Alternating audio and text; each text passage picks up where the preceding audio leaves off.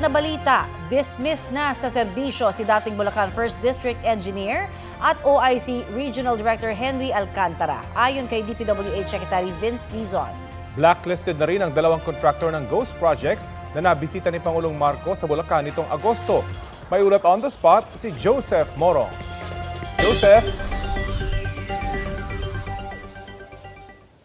Rafi, Connie, ito nga yung Ghost Flood Control Project na in-inspection mismo ni DPWH Secretary Vince Dizon dito sa Barangay Sipat sa Plaridel, Bulacan. At ang kanyang description dito sa proyektong ito, patay na pilit binubuhay dahil taong 2024, idineklara na 100% na kumpleto ito at sumingil na sa gobyerno ng 96.5 million pesos. Pero ang nakita ni Secretary Dizon dito, hinahabol na gawin ang proyektong ito. Dismayado si Secretary Dizon sa kanyang nakitang Ghost Flood Control Project dito sa Barangay Sipat sa Plaridel, Bulacan. At June 2024, nang ideklara itong ng kontraktor nito na 100% na kompleto. Ang kontraktor nito ay yung Wawaw Builders at kumolekta na nga sa gobyerno ang kontraktor ng 96.5 million pesos. Base rin sa record ng DPWH, 3 buwan lamang umano doon na tinapos ang naturang proyekto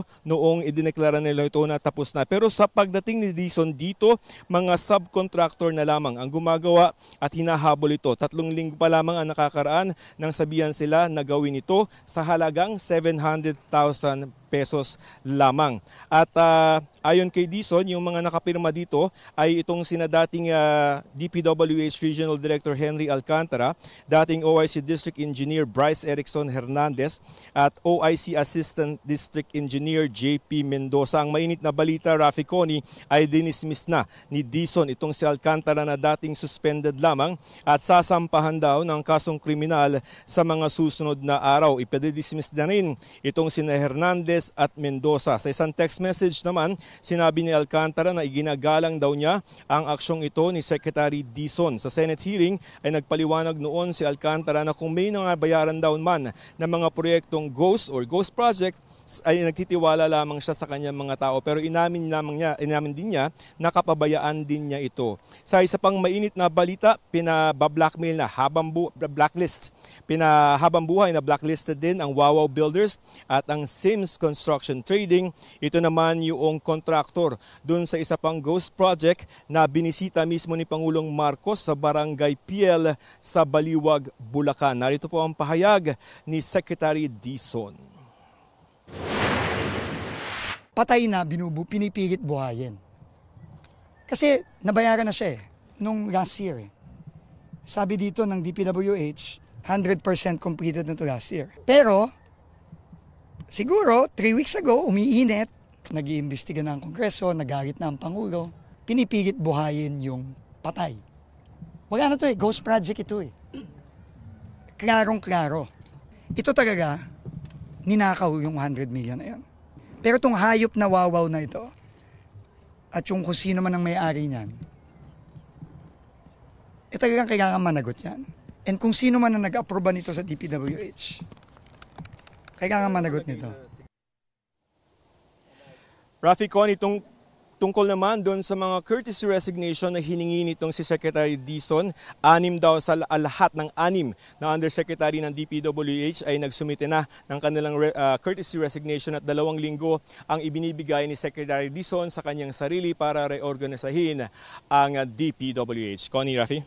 Joseph, kung 700,000 pesos lang yung budget para dyan sa flood control project na nasa likod mo, ano to, ipagpapatuloy pa ba nila or ipapatigil muna, Joseph?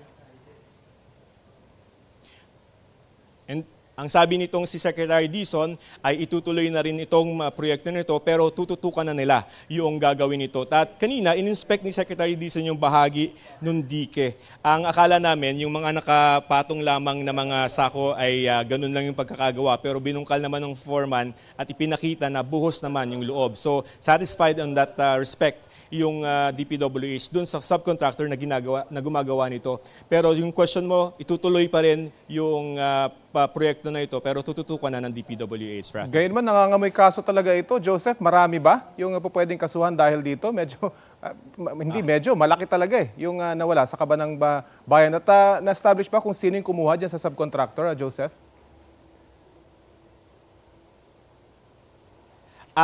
Yung original na contractor ng inong proyekto nito, yung Wawaw, ang kumuha sa kanila ng subcontractor. Pero 96 yung kinolect nila, ayon dito kay Secretary Dizon, 96 million sa gobyerno. Pero nung hinahabol, 3 weeks ago, itong project na ito, kasi nga mainit na yung issue ng flood control, ang sabi ng foreman na nakausap natin at nakausap ni Secretary Dizon, 700,000 lamang yung kontrata nila para gawin. Yung nakikita nyo ng bahagi na yan. So may mga putik-putik pa yan at dun sa dulo medyo hindi pa kompleto. No? Maraming kakasuhan. Ang glaring dito, ididikit na ito dito kay DPWH, dating DPWH Regional Director Henry Alcantara. Kasi sabi nga ni Secretary Dizon, medyo glaring. So kumbaga, kung ebidensya at ebidensya, ito na, Rafi. Joseph, may karagdagang tanong si Connie. Yes, Joseph, nabanggit mo na 700,000 lamang yung ibabayad dito sa subcontractor.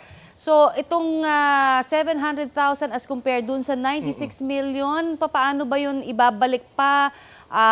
Kukunin ba doon mismo sa Wawaw din, yung ipangtutuloy dyan? Paano ba yung magiging direktiba?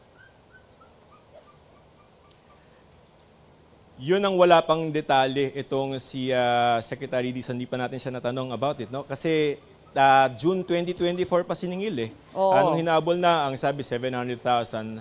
Hindi ko lang alam kung kanino sisingil itong yung foreman. Kasi ang kausap nila, yung Wawaw, 700,000, nag-aalala nga siya na baka hindi mabayaran. Pero ang sabi naman nitong si Secretary Dizon, itututukan nila itong ginagawa nila at ayusin kung dapat may ayusin, Connie. Maraming salamat, Joseph Morong.